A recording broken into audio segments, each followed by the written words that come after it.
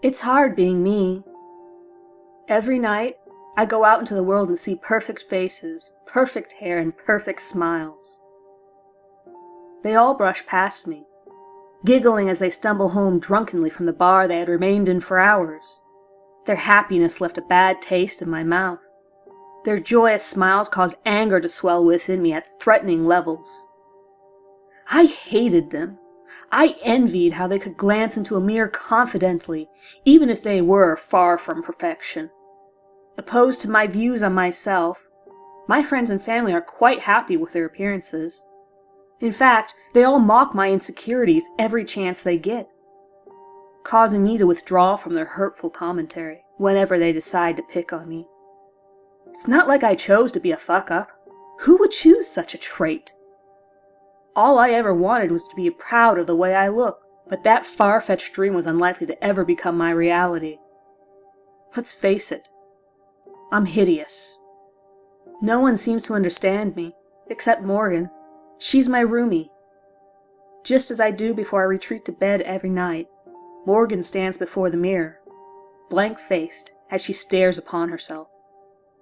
Tears stream down her cheeks as she analyzes herself, trying to find one thing she likes about the image staring back at her within the mirror's reflection.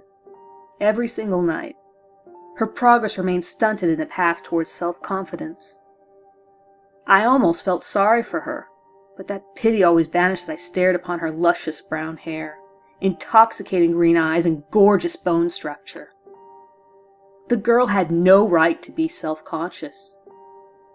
If anything, she belonged on a runway, making millions before she eventually married some basketball player abroad. Unlike her, I was truly hideous, but I couldn't stand the thought of losing her as my friend. My fascination with Morgan grew daily. I hated her, loved her, envied her, admired her. I just couldn't get enough of her. My friends warned me not to grow attached to her, reminding me of past friendships gone awry. But every word they spoke traveled in one ear and out the other. No matter what they said, I couldn't part from Morgan.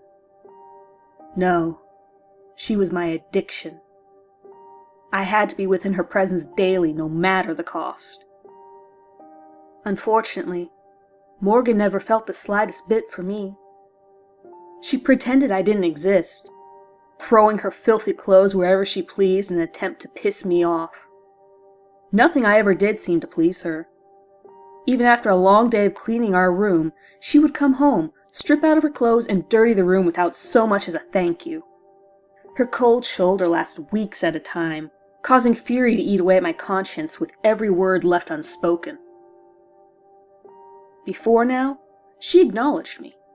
She would glance under her bed countless times in the dead of night after hearing my leg bump against the railing beneath her. Her eyes would search blindly for any sign of life hiding within the darkness, but the absence of light aided in concealing me from view. Various nights she would glance towards her cracked open closet door, her eyes unable to catch mine as I watched on, peeking through her hanging clothes. She knew I was there. She used to acknowledge me. Now she doesn't seem to care. All of her attention was captured by her own image within the mirror. Those self-help books, the ones she so valiantly read each and every night, were the cause of this. No longer did she want to share the only common trait she had with me. She wanted it gone. She wanted it erased from her thoughts. I couldn't allow this to happen. I refused to allow her to be happy. Her smiles would surely kill me, drag me back into the dark abyss of my own mind upon view. She was a traitor seeking for help. She did this on purpose. For years I've been around, cherishing our relationship, as she's plotted against me. Against us. She wanted to rub her smiles, her happiness, her perfection within my face. I could sense she wanted to break me, just as Bethany, Julia, and Rebecca had in the past. I couldn't let history repeat itself. No, I couldn't. So I waited for her to arrive home, anticipation causing a foul odor to seep from under my arms as I did so. The wait was long, considering I was standing the entire time. Once she walked into the door, faint smile across her face as she lowered her backpack to the floor. I stepped up to her, my heart beginning to beat with excitement, rage, and vengeance. Immediately, she let out a blood-curdling scream, but I quickly muted her, placing my hand over her perfect mouth as she struggled within my arms. Once her fight subsided, I removed my hand from her mouth, only to secure it beneath her chin. As the rehearsed pleading began, adrenaline surged through me. To have someone so perfect acknowledge you, offer any and everything in exchange for mercy, was quite satisfying. I knew it was a ploy, a trick used by Bethany, Julia, and Rebecca to escape me in the past. I knew I couldn't let her leave. If I let her go, she'd flee, never to return again. Instead of resorting to my once foolish ways, I lowered myself down to her, staring within her eyes as black mascara stained her cheeks. I want to be perfect, I said, speaking the language my family and friends had all been told not to from birth. Her eyes widened, a shrill scream escaping her perfect lips as she realized her fate. Something about her helplessness that pulled her beautiful eyes from her sockets, slicing away the optic nerve as I did so, provided me with happiness.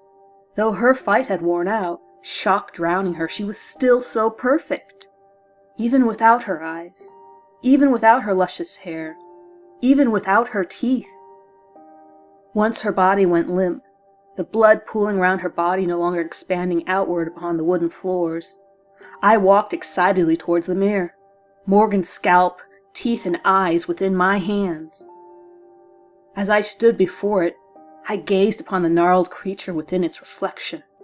I stared at my sickly, veiny skin. I glared at the sight of my disproportionate arms and legs. I scowled upon the sight of the grotesque tumor-like protrusion resting atop my spinal cord. No matter what I did, I would never be happy. I couldn't possibly be satisfied with the disgusting monstrosity I was born to be. No, I had to change. I had to conform to perfection. So I lifted Morgan's scalp over my lumpy head, shifting it so that it framed my face perfectly. I glanced into the mirror, relishing in the minor transformation as blood trickled down my cheeks. The process was not over. I had to continue, so I began tugging away at my jagged teeth, one by one, ripping them away from my rot-infested mouth. The pain was non-existent, though the opaque liquid running down the sides of my mouth was surely blood. Still, I continued on, shoving the perfect white teeth in the deepened holes my blackened ones had previously been. Once each tooth was in their rightful place, swiftly, I turned towards the mirror, smiling at the beauty within its reflection. But there was one more step to make. That one would complete my transformation. I'm not going to lie to you. The pain was excruciating. Who would have thought ripping your own eyes out would be so painful? I powered through it, though, listening as my own eyes fell to the floor. Slowly, and with very careful movements, I inserted Morgan's eyes inside of the sockets, cringing as warm fluid seeped from the deepened pockets. Though I could not see my transformation, I could feel it. I was perfect. Absolutely perfect. And the best part of it is, I don't ever have to look in a mirror again.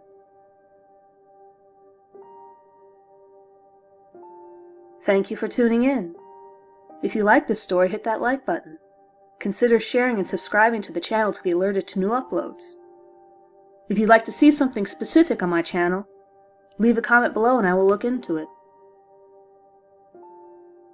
Good night, everyone.